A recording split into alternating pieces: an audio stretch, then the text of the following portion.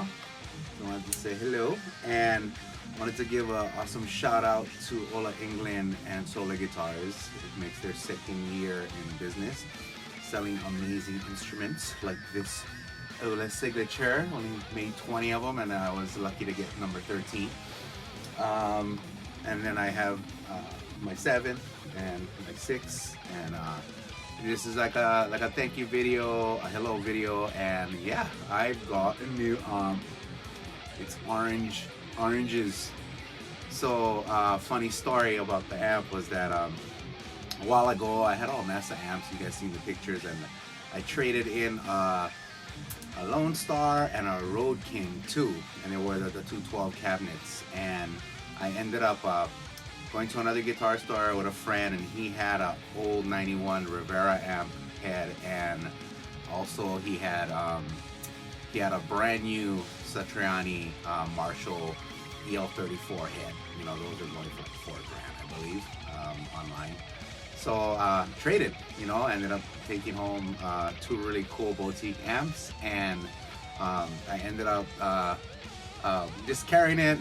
It kind of stood in my studio around. I mean, I have enough amps, you know, and one of my friends, Lundy Kramer, called last night, and he was like, man, you want to trade for my orange? Because he bought this thing about a year ago, and he's moving more into thrash music and stuff. So I was like, yeah, I got the Marshall if you want. You know, that's kind of like the raunchiness of it, and it'll give you that thrash tone, you know. It's more like a modded TSL 100, which you can't get nowadays, which is a great amp.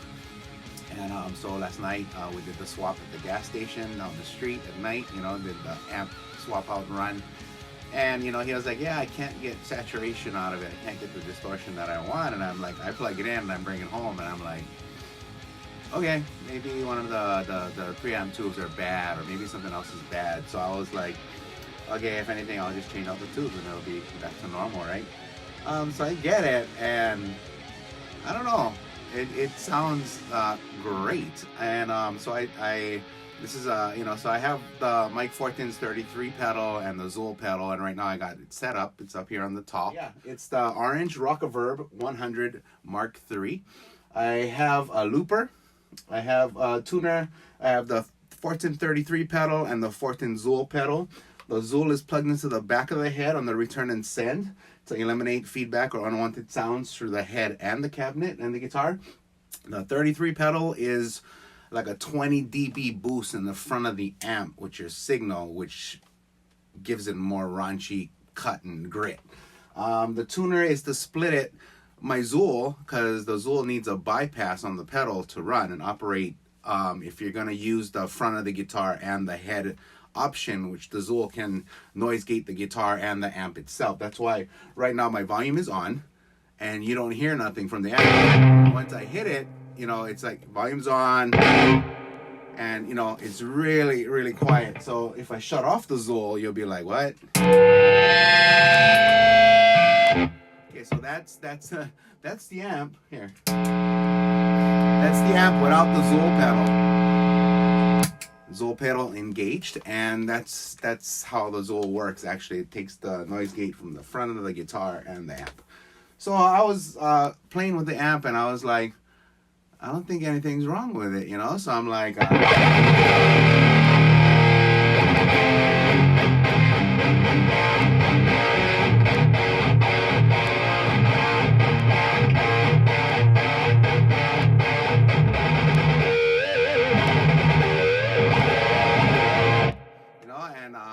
it sounds great. So I was just gonna basically, for Solar's second year anniversary, I'm going to play Ola's signature guitar, and I'm just gonna make noise. I'm gonna go through whatever's talk, play, talk. It doesn't really matter. Just checking in with the crew and stuff.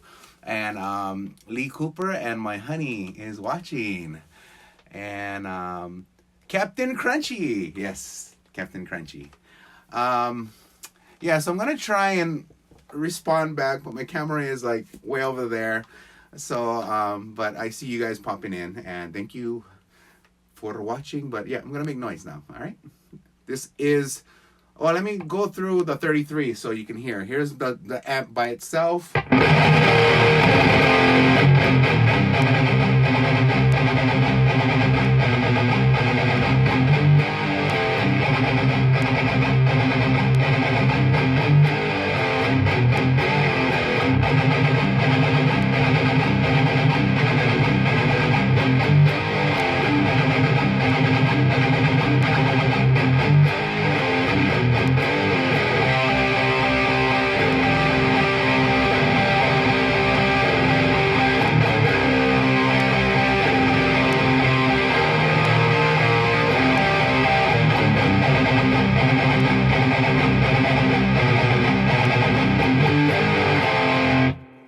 stock using Ola's signature guitar with the stock Solar pickups.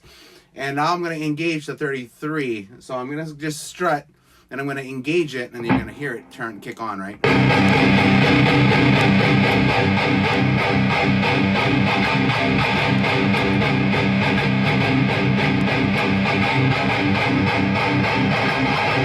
So what you hear is you're hearing it get sharper. It actually cuts a little bit more. So like if I was to shut it off again, right? And then I did a strut pattern for say, right?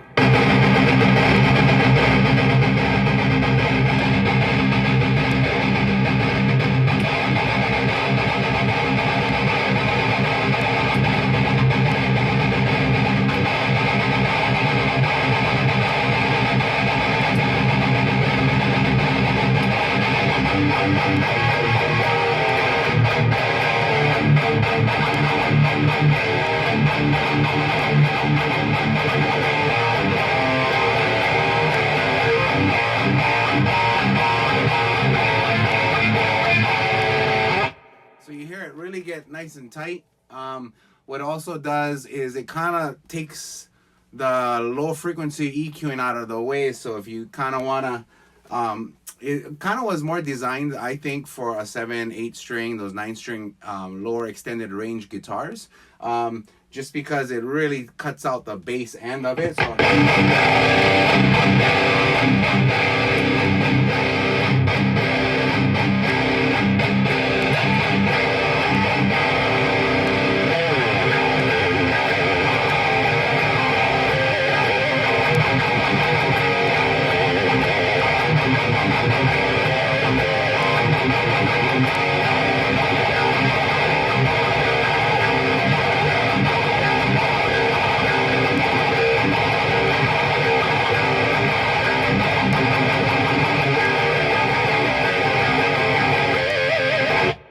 So it really cuts through. It can kind of get a little raunchy, so I'm going to add a little bass from the amp.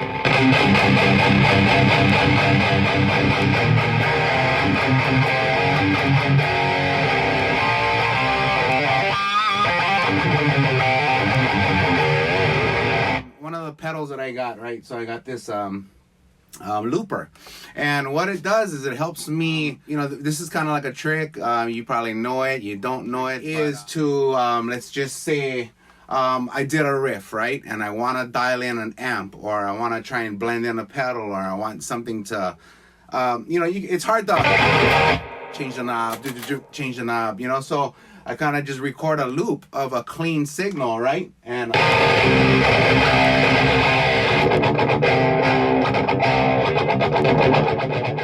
so this is a DI track, not basically a DI track, but it's a recording I did earlier of me playing, and I put the amp on a clean channel, but I'm gonna put it back to the distortion so you can hear me talk. But here's the, you know, how I kind of dial in the knobs. It's my playing style going through the looper, so it's going to emulate the pressure that I hit the strings at as well, you know. I don't think any two guitar players play the same. Some play light-handed, some play heavy-handed. I'm very aggressive with my rhythm and very light on the leads. You know what I mean? So here we go.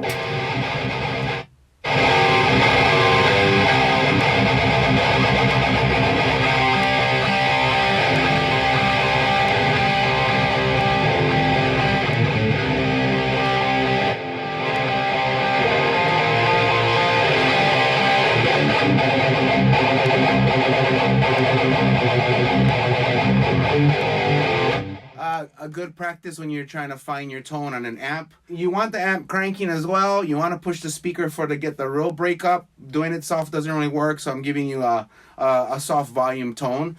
But it's good to start the amp at 12 o'clock. Your gain, you can start at 12 o'clock as well, and then start dialing it in until you hear the sweet candy of it, you know?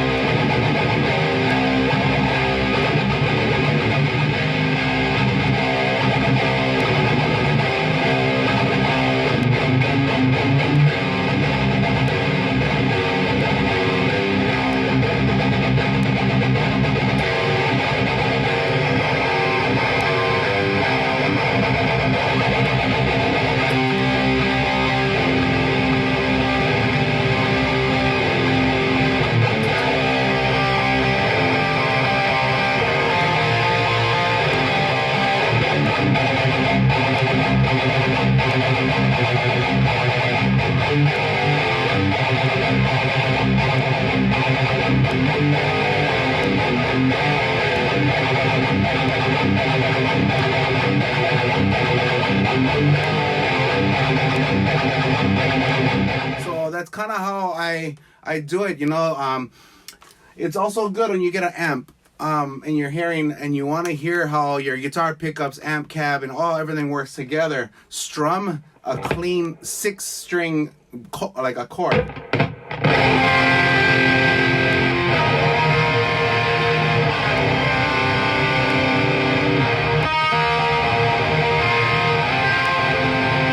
So now if you can hear each string, then you kind of got a good pickup, you got a kind of good amp, you got a kind of good setup.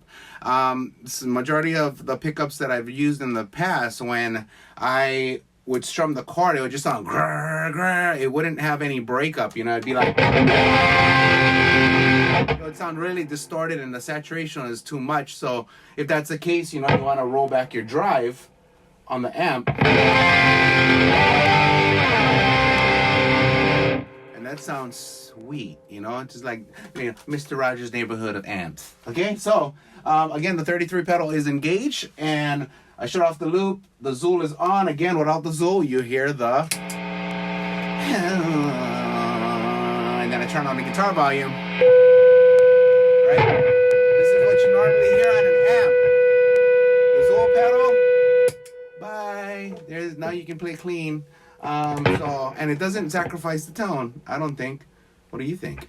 Okay, so I'm gonna play again, and I guess you're gonna just be there, and thank you guys for watching. I'm very happy, and I see Mr. Kramer was on.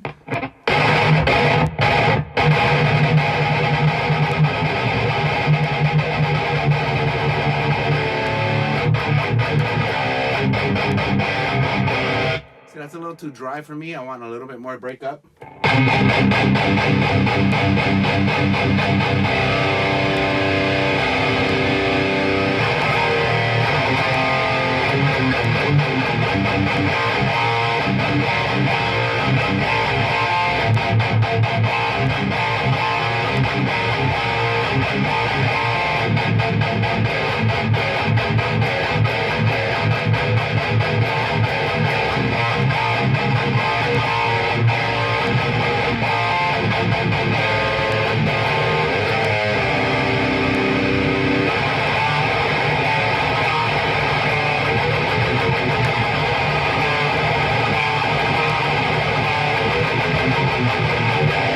So now for that playing style, it's a little squeaky. So I gotta either drop the 33 down to give me more of the body.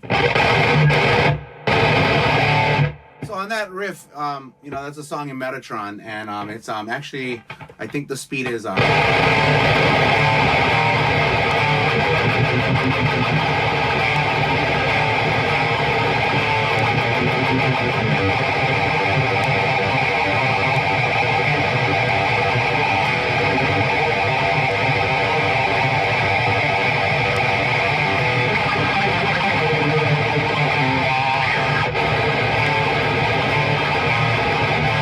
so, you know, I'm not really just, you know, I'm actually moving my fingers, you know, so it's like, you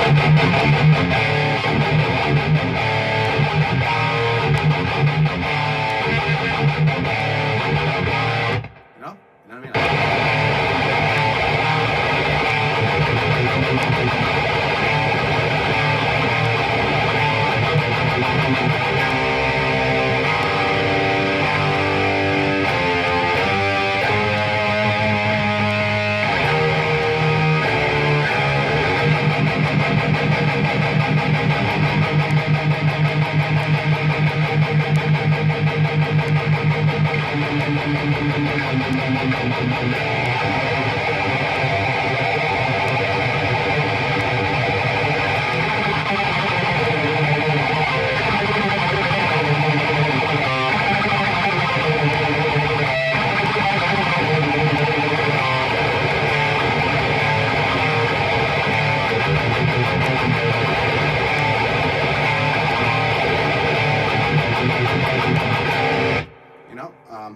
And again, it's getting hot in the live room, guys. It's getting hot. Using thirds in your rhythm, or just using chordal structures rhythmically, I think gives you a little more sadness in the tone of the guitar. Like instead of just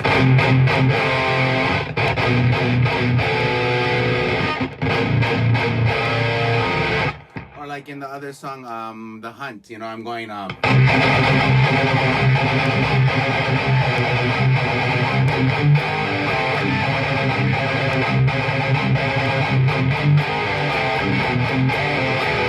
then I go into a harmony part, playing two guitar parts, trying to do it at once. And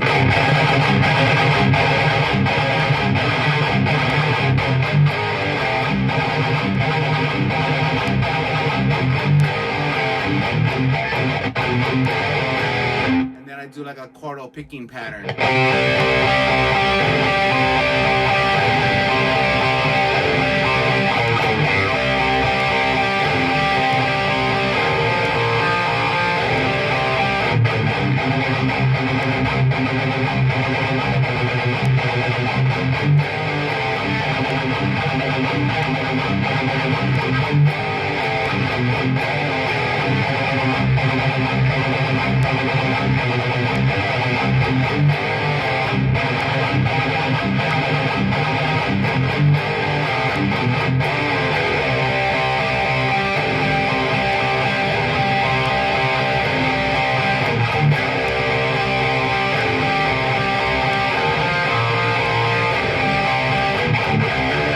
And then it goes to the 7-string part.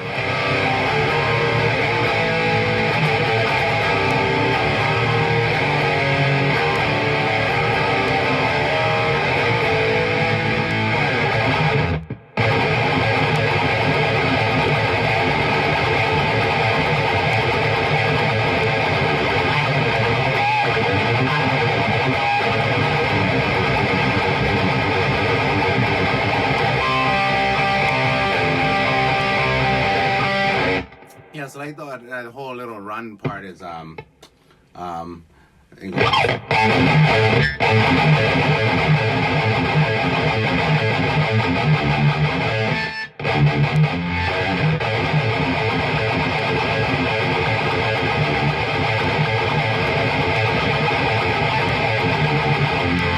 then the 7-string would do. And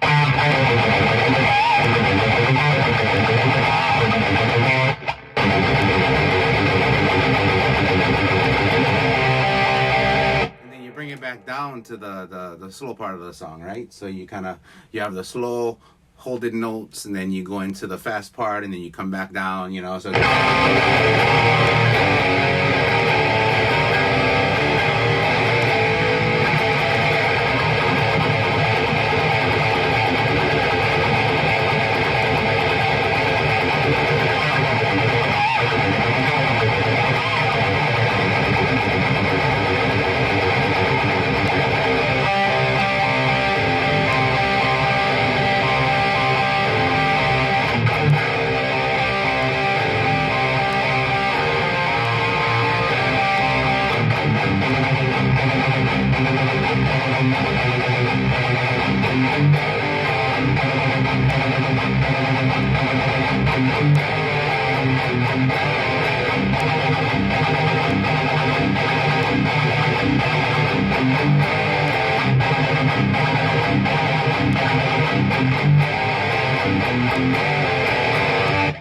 so trying to combine, like, I don't know, when I was in high school, I always thought, like, if my left hand wasn't moving rhythmically, I always felt like I wasn't playing good enough. So whenever I would hold, like,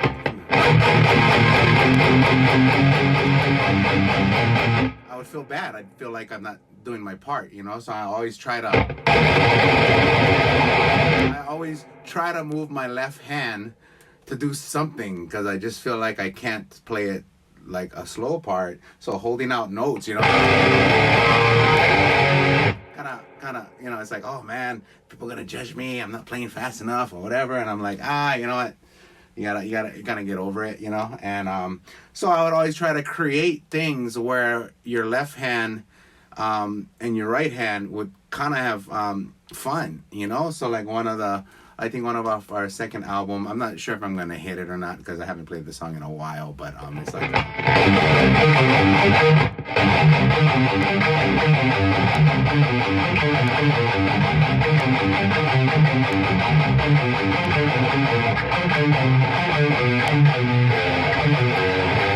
well, it's played faster, right?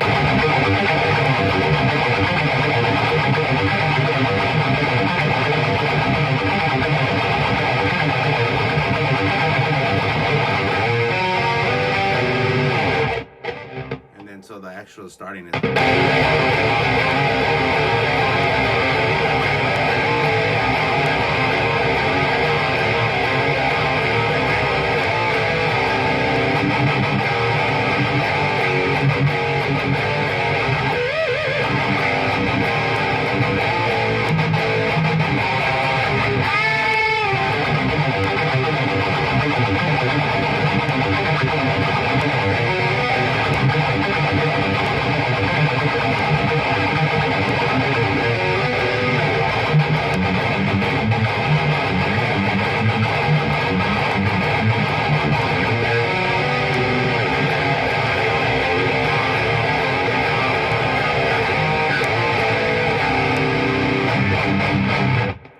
so that was like one of my more acrobatic ones that I wrote. You know, it's kind of fun doing. But you gotta really choke down on the mute, you know. So I'm kind of playing it sloppy. You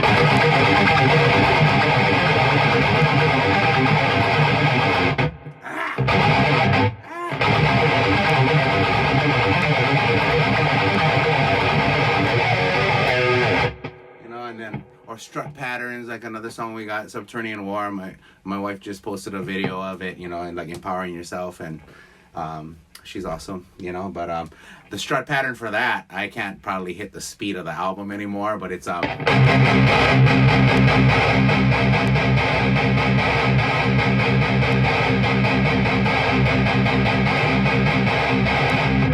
you know, slow would be.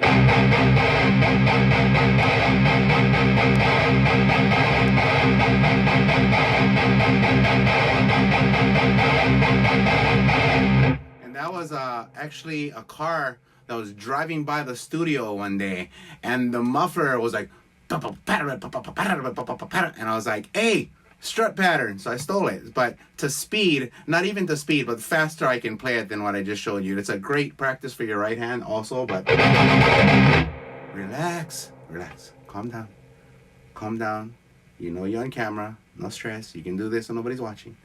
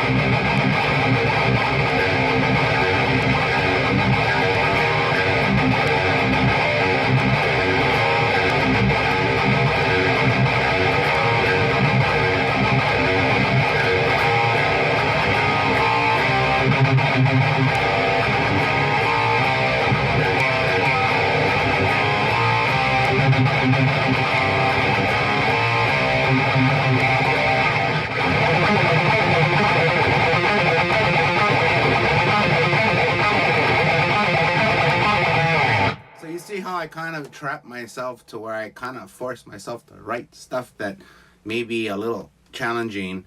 And then, you know, as you write it and you're in a certain prime of your life and you grow past that prime and you become more like a vintage wine, you got to go back and try and become the hard liquor you were before. And so it's really good lessons for me to go back and actually regain my skill that I had, you know, back then. And I think I play a lot cleaner now, I think. And I think I try to put together a lot of better product than before. But I love them all. You know, it's fun to write. It's fun to play. You know, another one would be like another one my wife just made a video for. It's called The Impossible. But it's not the impossible. It's just, you know, it was a great time period of our life, man. I talk about change and stuff. So here's just a little intro of it, you know. If I screw it up, you know, come on.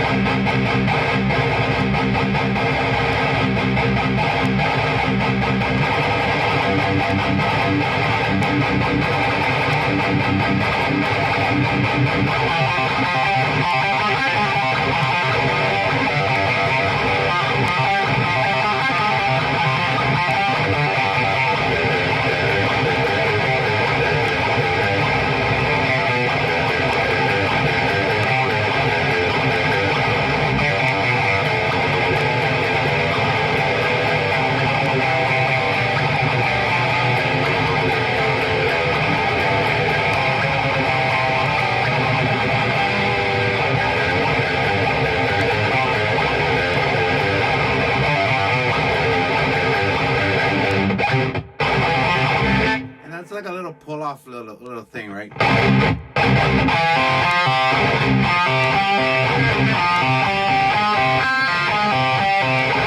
You just kind of throw it together, you know?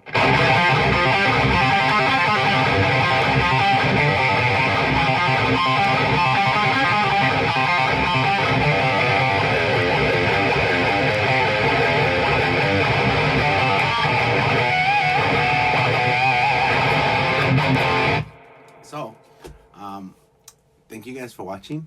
My beautiful wife just opened up the live room door and gave me an awesome smile. Also want to say all of you have an awesome Thanksgiving tomorrow. If you celebrate it or not trying to, you know, don't want to offend anybody that don't, you know, but it's a time for family, love, sharing, caring, and really thank you again to Ola England at Solar Guitars for having me as an artist with the brand. Very, very thankful for that. Second, I love my wife, I love my family, I love my children, I love music, I love my racing games, CSR Racing 2, I love that too. But you guys all have a great Thanksgiving, and there's my beautiful lady. There she is. Happy Thanksgiving. Yeah, happy Thanksgiving, all you guys. And that was the orange. From Mr. Kramer. From Mr. Kramer. And this was the solar guitar. And right on, guys. And Metatron. I guess you guys probably saw the video. Yes, Delta Empire is drumming the whole album. Second awesome thing, okay? The artist that originated the Wicked Jester, go to wickedjester.com. Well, they don't have the majority of his artwork, but if you look online at any Wicked Jester, like this tattoo was Wicked Jester, right? It's backwards. This Joker was a Wicked Jester art, right? And then my sleeve was Wicked Jester, this whole thing. And so I contacted a good friend of mine, Thorin. He actually was running Wicked Jester. And he gave me the artist's name and email. And we had a really awesome conversation yesterday. His name is Jerry Beck. And he does phenomenal drawings, artwork, characters, and stuff like that. So Wow, is that Richie Campagna watching? What's up, man? Oh, wow. Okay, cool. And yeah, so he is drawing Metatron's album cover. It's going to be wicked. It's going to be crazy. And kind of like a dream come true, because the Wicked Jester is like my alter ego on the guitar. You know, the guitar. See you guys next time. Same bat channel, same bat station. Right on.